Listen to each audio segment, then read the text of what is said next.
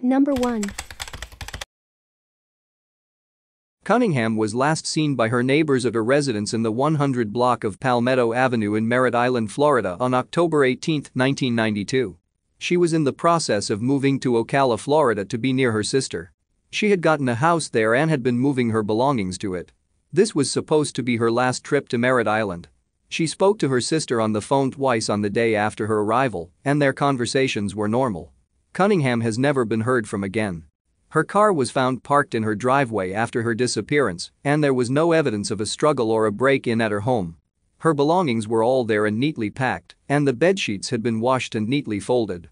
Her medication was in the bottom drawer of her nightstand. Authorities aren't sure whether Cunningham was taken against her will or became disoriented and wandered away. She is a widow and one of 9 children and was very close to her sister in Ocala. It's uncharacteristic of Cunningham to leave without warning. Her disappearance remains unsolved. Number 2. Bonnie drove her van to a shopping center the intersection of Lumsden and Lithia Pinecrest in Brandon, Florida on April 28, 1993 at approximately 9 p.m. She brought her infant son, Jeremy, for a shopping trip and also to meet an unidentified individual. Bonnie's silver 1986 Dodge Caravan was discovered abandoned in the center's parking lot on Lithia Street and Pinecrest Street later in the evening. The van was locked and Bonnie's purse, which contained $75 in cash, was inside the vehicle. Jeremy's diaper bag was also there, but the baby's car seat was gone. Neither of them have been seen again.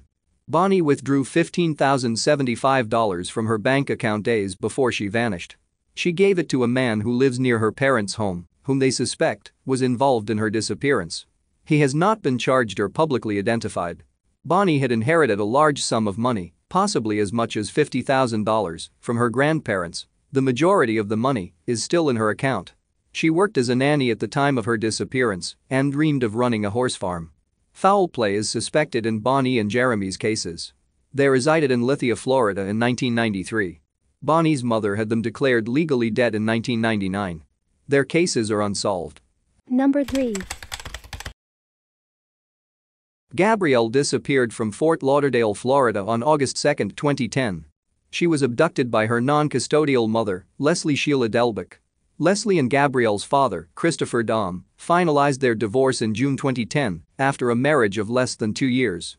They had joint custody of Gabrielle, and neither of them was supposed to take the child out of the country without permission. Leslie failed to return Gabrielle after a visitation, and Christopher learned his ex-wife had purchased 3 one-way tickets to the United Arab Emirates via Brussels, Belgium. One for herself, one for her mother and one for Gabrielle. Gabrielle does not have a United States passport. Apparently Leslie got a Belgian passport for her without Christopher's knowledge. Leslie, who was born in Michigan, has dual citizenship in Belgium and the United States. Her parents, who are both French-speaking Belgian citizens, moved to the United Arab Emirates in 2005 after her father got a job with Etihad Airways. They live in the nation's capital of Abu Dhabi.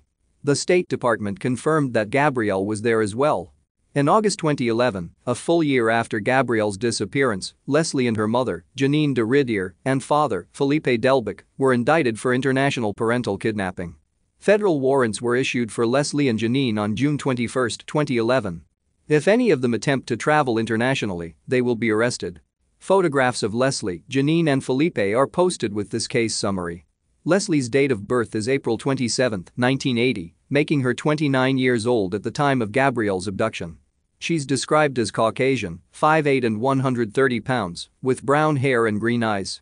Janine's date of birth is April 24, 1955, making her 55 years old when Gabrielle was abducted. She's described as Caucasian, 5'4" and 135 pounds, with brown hair and brown eyes. Felipe's date of birth is April 12, 1951, making him 59 years old at the time. He's described as Caucasian, 6'0" and 200 pounds, with gray hair and hazel eyes. Christopher has gotten full custody of Gabrielle in the United States and is working to bring her home. Her case remains unsolved. Number 4. Daniel's friends last saw him at a pizzeria in Miami, Florida on November 2, 2009. He became agitated, ran out of the restaurant, telling his friends, "They are coming to get me." 3 days later, on November 5, someone called 911 to report a man asleep in a parking lot in Miami Beach, Florida. The man turned out to be Daniels, and police transported him to Mount Sinai Medical Center. There is no record of him being treated or admitted, however, and he had not yet been reported as a missing person. Daniels disappeared again and has never been heard from again. Daniels was a third-year student at Florida International University's law school at the time of his disappearance, and the university police are investigating his case. He lived at a campus fraternity house and worked part-time as a housing administrator. He left his car behind, and he hasn't used his credit cards since his disappearance. Daniel's mother, who lives in California, said he told her he was seeing a psychiatrist before his disappearance. Due to the circumstances of his disappearance, there is concern for his health and safety. His case remains unsolved. Number 5. Darnell was last seen in Miami, Florida sometime during 1983. She was raised in Maryland and had a history of dropping out of sight, sometimes for months at a time, without warning. While living in Florida, Darnell kept in touch with her mother through periodic collect calls. Her contact with her mother was irregular, and sometimes months would pass without her mother hearing from her. Her mother didn't have a phone number or address for her. In early 1983, Darnell called her mother from Los Angeles, California, and asked for money or a ticket to get home, but her mother refused to help her, believing she would just spend the money on drugs. About 2 weeks later, Darnell called her mother again and said she was back in Florida. She went to visit her mother in Maryland for a few days, then returned to Florida. She called her mother for the last time around May 1983. Darnell's mother never heard from her again. The last activity on her social security number was for a fast food job she held in the Miami area in 1983. After Darnell's disappearance, several of her friends called her mother and said they had some of Darnell's belongings and wanted to know what to do with them. They all said they hadn't heard from her in a long time and didn't know her whereabouts. Darnell's mother didn't file a missing persons report for her daughter, as she believed the police would refuse to accept a report because of Darnell's age and her lifestyle. Maryland police are now investigating her case, which remains unsolved. There's been no sign of Darnell since 1983. Number 6. Dash was last seen on June 14, 1974, when she left her residence in the 1100 block of Wildwood Street in Clearwater, Florida to buy medicine for a sick relative. She has never been heard from again. Her husband reported her missing the next day. He passed a polygraph in connection with her case and was ruled out as a suspect. Dash had borrowed her teenage daughter's car when she left home. The vehicle, a 1970 Oldsmobile Cutlass with the Florida license plate number 4W50436 and a missing left front hubcap, was found abandoned in a parking lot in St. Petersburg, Florida, a month after she was last seen. She left $8,000 behind in her checking account.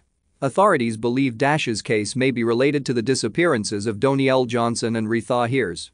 All three women had been dating Cleveland Hill Jr., a married asphalt contractor and a former minister at the Dash family's church, when they disappeared. Hill had told Dash's husband about the affair and apologized, but the relationship continued for months afterwards. Dash eventually decided to end it, but she told her husband that when she tried to tell Hill their relationship was over, he threatened to kill her. Hill served a prison sentence for 2 accounts of assault after he shot his wife and mother-in-law in 1968, and in 1992 he was convicted of drug trafficking. He was released from prison in 2008 and now lives in Virginia. He has never been charged in connection with any of the missing women's cases, and he maintains his innocence. A photo of Hill is posted with this case summary. The missing women did not know each other, and authorities have found no connection between them other than their association with Hill.